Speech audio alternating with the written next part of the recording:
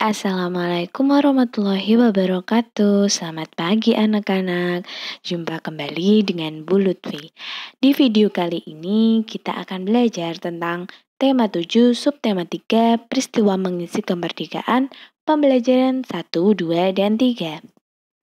Simak video ini baik-baik ya anak-anak. Yang pertama, kita harus belajar tentang jenis undangan berdasarkan isinya. Nah, anak-anak, kalian pasti sudah pernah melihat surat undangan. Nah, di sini ada beberapa macam surat undangan. Yang pertama, surat undangan resmi. Yang kedua, surat undangan setengah resmi. Yang ketiga, surat undangan tidak resmi. Nah, kita coba dari yang pertama ya. Surat undangan resmi, surat undangan yang mengatasnamakan instansi, organisasi, atau kedinasan. Ciri-ciri undangan resmi yang pertama, menggunakan kepala surat atau kop surat. Jadi, di atas surat itu paling atas itu ada kop surat. Kop surat, ada kepala surat itu berisi tentang logo organisasi, kemudian ada alamat organisasi tersebut. Misal nih kalau sekolah, ada logo sekolahnya, kemudian ada tulisan SD negeri titik-titik, kemudian bawahnya ada alamatnya. Ya seperti itu ya, itu namanya kepala surat atau singkatnya disebut dengan kop surat juga. Yang kedua, menggunakan bahasa baku atau resmi. Jadi kata-katanya resmi ya anak-anak, tidak bahasa yang gaul atau bahasa yang zaman sekarang, tidak. Tapi menggunakan bahasa yang resmi. Yang ketiga, digunakan untuk keperluan resmi. Jadi seperti undangan ataupun misal kok undangan dari sekolah untuk wali murid, untuk orang tua kalian. Nah, seperti itu. Itu termasuk keperluan resmi. Yang keempat, terdapat nomor, lampiran, perihal, dan alamat khusus. Kita lanjut yang kedua. Surat undangan setengah resmi. Surat undangan yang mengatasnamakan perorangan ditujukan ke perorangan instansi atau organisasi. Ciri-ciri undangan setengah resmi. Yang pertama, menggunakan kata baku atau resmi. Yang kedua, tidak menggunakan kepala surat. Walaupun menggunakan bahasa yang resmi dan baku, untuk surat undangan setengah resmi, ia tidak perlu menggunakan kepala surat atau kop surat. Yang ketiga, digunakan untuk keperluan resmi. Sama-sama keperluan resmi, hanya yang membedakan dengan surat undangan resmi dengan surat undangan setengah resmi hanya terdapat pada kepala surat saja. Begitu ya anak-anak. Yang ketiga, surat undangan tidak resmi. Surat undangan yang mengatasnamakan perorangan ditujukan kepada perorangan dan untuk kepentingan perorangan. Ciri-ciri undangan tidak resmi. Yang pertama, menggunakan bahasa sehari-hari atau tidak baku. Yang kedua, digunakan untuk keperluan tidak resmi. Nah, menggunakan bahasa yang mungkin bisa dikatakan gaul juga bisa ya anak-anak, atau bahasa yang sekiranya itu digunakan di zaman sekarang yang lebih modern. Tidak atau yang tidak digunakan untuk bahasa resmi ya. Nah, contohnya itu seperti kalian mengundang teman kalian ke pesta ulang tahun kalian. Nah, bahasanya tidak perlu baku-baku. Yang tidak baku juga bisa digunakan dalam surat undangan ulang tahun kalian. Seperti itu ya.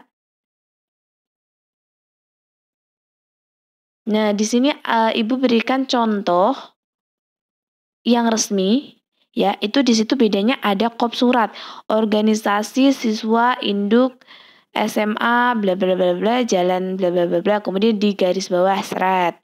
Nah, di situ juga biasanya terdapat nomor, lampiran, halaman. Nah, itu biasanya khusus untuk surat undangan resmi. Nah, lebih seperti ini ya anak-anak. Bisa diamati. Ya, sekarang kita ke undangan setengah resmi. Bedanya apa ya sama yang tadi? Nah, bedanya yang tadi ada kop surat atau kepala suratnya. Nah, yang ini tidak ada kepala suratnya. Nah, seperti ini ya anak-anak. Ini adalah surat undangan setengah resmi. Kepada Saudara Sunardi di tempat salam. Dengan ini mengharapkan kehadiran. Nah, seperti itu ya anak-anak. Cuman bedanya itu saja anak-anak, tidak ada kepala surat. Kita lanjut ke bawahnya. Undangan. Teman-temanku yang baik datang ya di acara ulang tahunku. Nah, ini kata ya. Ini kata yang gaul ya anak-anak ya, yang bahasanya tidak baku dan bahasanya sesuai dengan kehidupan sehari-hari yang digunakan untuk bergaul. Nah, seperti itu ya anak-anak, yang akan diselenggarakan hari, tanggal, pukul, bertempat di rumahku. Salam manis. Nah, Ramadinia. Nah, seperti itu ya anak-anak. Ini termasuk undangan tidak resmi karena menggunakan bahasa tidak resmi ya, begitu ya. Oke, kita lanjut ke selanjutnya. Nah, anak-anak, kita juga perlu mengetahui bagian dari surat resmi. Ini wajib kalian ingat ya.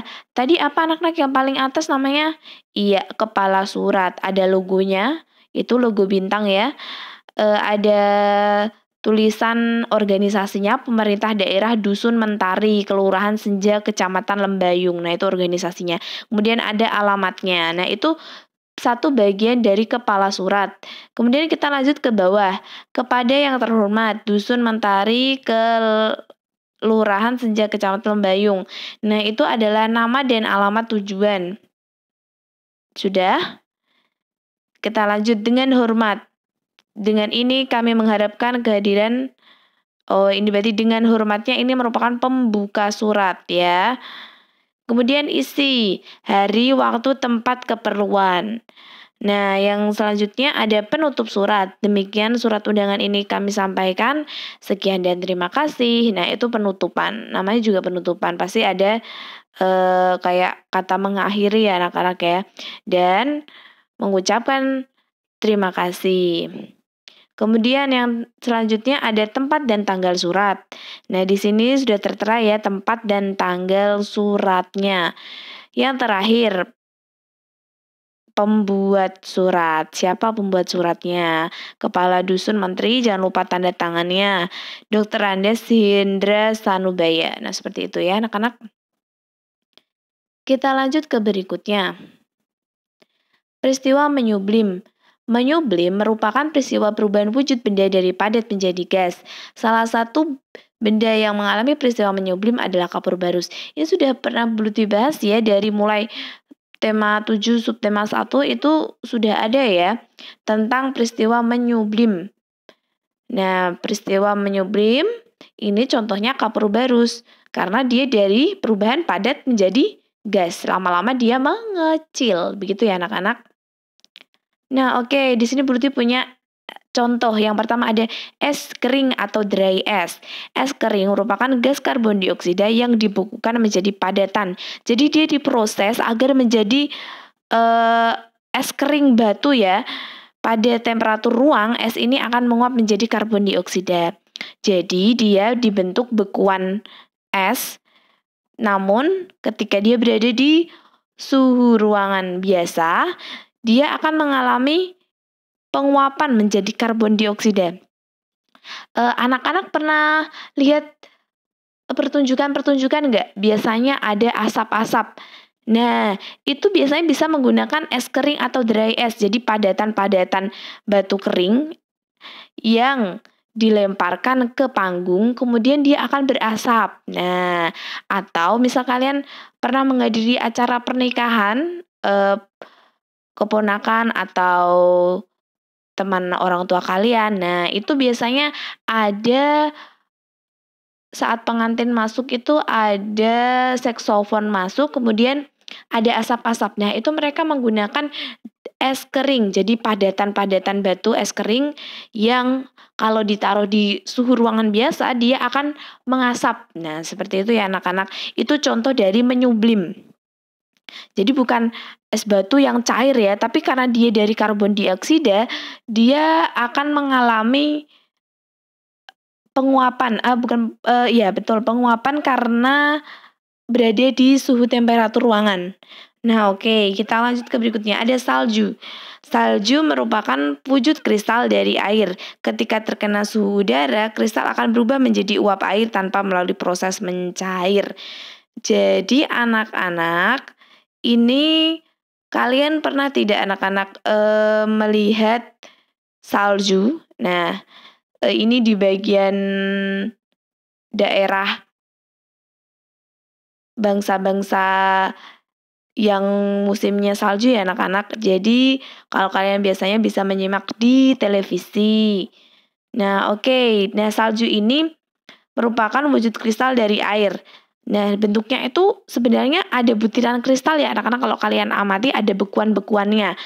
Nah, apabila terkena udara atau angin, dia akan mengalami uapan air, kayak seperti tertiup. Itu dia ketika kalian melihat di TV, ada salju, itu ada anginnya itu terasa dingin. Nah, itu sebenarnya adalah hasil uapan dari salju ya. Jadi bukan yang mencair ya, tapi yang menyublim. Yang menyublim ini adalah salju yang terkena udara, kemudian dia akan mengeluarkan uap dingin ya, seperti itu ya anak-anak, gas dingin. Nah, itu namanya juga termasuk menyublim. Jadi tergantung peristiwanya ya anak-anak. Ada es batu yang mencair, itu namanya mencair apabila dia mengeluarkan air. Tapi kalau khusus salju ini, dia terkena udara dan tertiup, maka sama aja jadi kayak uap gitu loh Dek ya, begitu. Kemudian lanjut, es batu. Es batu yang dikeluarkan dari kulkas ya anak-anak akan terlihat mengeluarkan uap air dalam bentuk asap putih. Pernah nggak anak-anak ketika anak-anak benar-benar mengeluarkan es batu dari kulkas, kemudian ada asapnya, ada uapnya, uap dinginnya. Nah, itu yang dinamakan dengan menyublim. Nah, jadi tanpa melalui proses mencair, dia sudah ada uapnya. Ya, begitu ya anak-anak, paham ya? Oke, kita lanjut berikutnya. Kegiatan mengisi kemerdekaan melalui rasa cinta tanah air. Yang pertama, mengenal kebudayaan daerah lain dengan mengunjungi berbagai daerah di Indonesia. Yang kedua, mengenal cara hidup dan nilai-nilai yang ada pada masyarakat di berbagai daerah. Yang ketiga, memakai produk dalam negeri. Yang keempat, mengikuti festival pertukaran budaya. Nah, seperti ini ya anak-anak. Oke, kita lanjut. Peristiwa pengkristalan. Mengkristal merupakan kebalikan dari menyublim. Maaf ya anak-anak, ini ada tulisannya menumpuk. Ya, mengkristal kebalikan dari menyublim yaitu perubahan wujud benda dari gas menjadi padat. Jadi kalau tadi padat menjadi gas, sekarang gas menjadi padat ya anak-anak. Nah, yang pertama ada pembuatan garam. Garam dibuat dari air laut yang diuapkan dengan sinar matahari sehingga tersisa kristal-kristal garam. Nah, anak-anak, jadi dari yang mulanya itu gas, uapan-uapan yang air laut yang terkena panas matahari, nah dia akan menjadi kristal-kristal garam. Oke, kita lanjut. Salju. Loh Bu, bukannya salju tadi termasuk menyublim? Tergantung konteksnya anak-anak. Salju. Gas yang didinginkan menjadi salju merupakan contoh peristiwa pengkristalan. Ya, seperti ini ya. Gas yang didinginkan menjadi salju.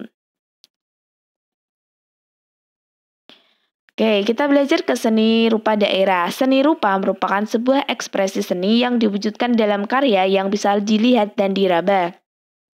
Ada beberapa jenis seni rupa daerah. Yang pertama, seni lukis daerah.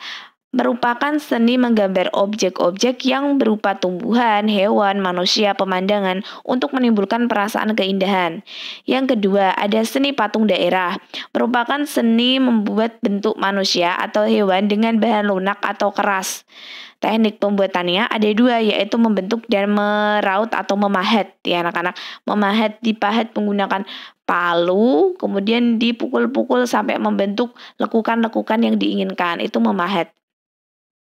Oke, kalau membentuk ini Ibu rasa cocok digunakan untuk yang bahannya lunak sehingga bisa dibentuk menggunakan tangan. Yang ketiga, seni kriya. Seni yang menggunakan keterampilan tangan dalam pembuatannya, tetapi nilai kegunaan dan keindahannya juga diperhatikan. Jadi selain indah, seni karya ini, sekriya ini dapat digunakan seperti contohnya gerabah, kendi. Nah, itu adalah seni yang juga indah tapi juga punya fungsi untuk kehidupan sehari-hari. Tadi ya, kendi digunakan untuk minum. Nah, seperti itu. Ada manfaatnya selain bisa dinikmati keindahannya. Nah, di sini ada seni kriya. Nah, ini ada batik ya anak-anak. Betul kan? Ini batik juga termasuk seni, tapi ia juga digunakan kita untuk pakaian kita sehari-hari juga bisa. Nah, ada lagi ini anyaman. Biasanya digunakan seni menjalin bahan berbentuk bilah dengan pola tertentu sehingga berbentuk sebuah benda. Biasanya digunakan untuk wadah apa? Nah, banyak ya manfaatnya. Seni kriya selanjutnya, ada seni ukir, merupakan seni mengolah permukaan objek dengan cara membuat perbedaan ketinggian permukaan. Nah, di sini ada seni ukir, ada meja, ada kursi, ada lemari. Nah, itu merupakan seni ukir ya anak-anak. Oke, kita lanjut. Lahirnya Pancasila. Pancasila berasal dari kata panca dan sila yang berarti 5 dasar. Panca artinya 5 ya, sila artinya dasar. Istilah Pancasila terdapat pada Kitab Negara Kertagama karangan Empu Prapanca dan Kitab Sutasoma karangan Empu Tantular. Lahirnya Pancasila pada saat sidang BPUPKI. BPUPKI melakukan 2 sidang. Sidang yang pertama membahas rumusan dasar negara. Sidang yang kedua membahas rencana UUD serta bentuk dan perlengkapan negara. Pada sidang yang pertama 29 Mei sampai 1 Juni 1945 ada 3 tokoh yang memberi usulan dasar negara loh anak-anak. 1 Juni diperingati sebagai hari lahir Pancasila. Dasar negara pertama kali muncul pada dokumen bernama Piagam Jakarta yang disusun oleh Panitia 9 pada tanggal 22 Juni 1945 yang diketuai oleh Insinyur Soekarno.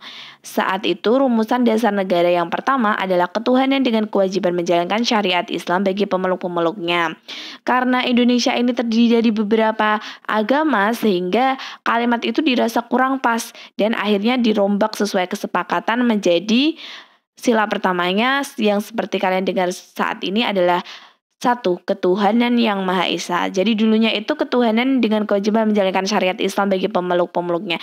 Karena di situ ada kata Islam yang tidak semua agama di Indonesia itu hanya Islam saja sehingga dirombak menjadi ketuhanan yang Maha Esa. Seperti itu ya anak-anak. Oke, kita lanjut berikutnya. Usulan dasar negara. Yang pertama ada Mr. Muhammad Yamin. Nah, ini ya Mr. Muhammad Yamin, 29 Mei 1945. Isinya adalah peri kebangsaan, peri kemanusiaan, peri ketuhanan, peri kerakyatan, dan kesejahteraan sosial. Kita lanjut ke Mr. Supomo yang di tengah.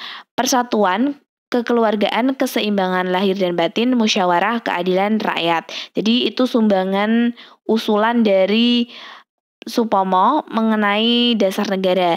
Usulan selanjutnya dari Insinyur Soekarno 1 Juni 1945 yaitu kebangsaan Indonesia, internasionalisme dan peri kemanusiaan, mufakat atau demokrasi, kesejahteraan sosial, dan yang terakhir ketuhanan yang berkebudayaan.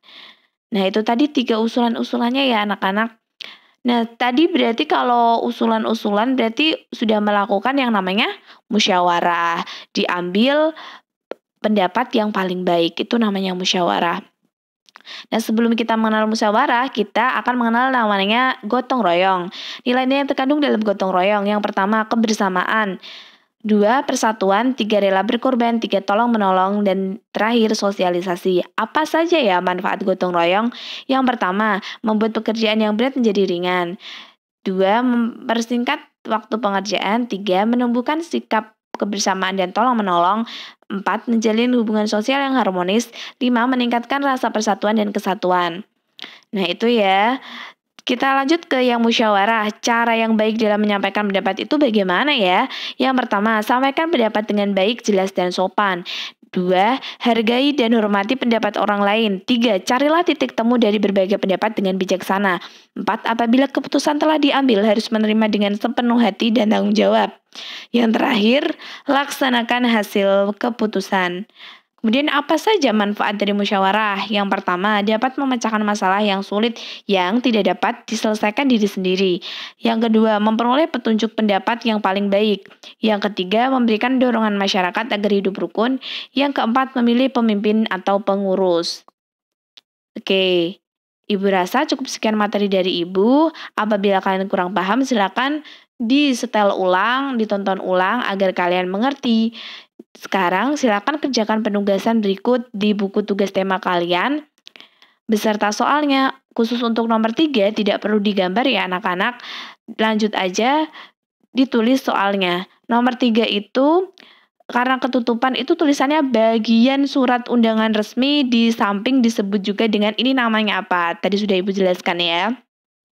Cukup sekian dari Ibu. Apabila kalian belum mengerti, silakan ditonton ulang. Semangat dan jaga kesehatan. Terima kasih. Wassalamualaikum warahmatullahi wabarakatuh.